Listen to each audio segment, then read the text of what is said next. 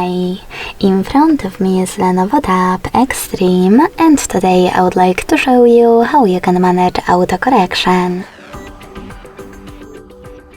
Begin by opening Settings and scrolling all the way down to access General Settings.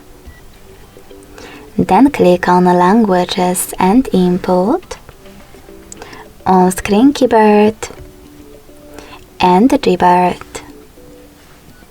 Following that, tap on Text Correction, scroll down just a bit and click on this switcher next to Autocorrection. This way you can switch it off or on.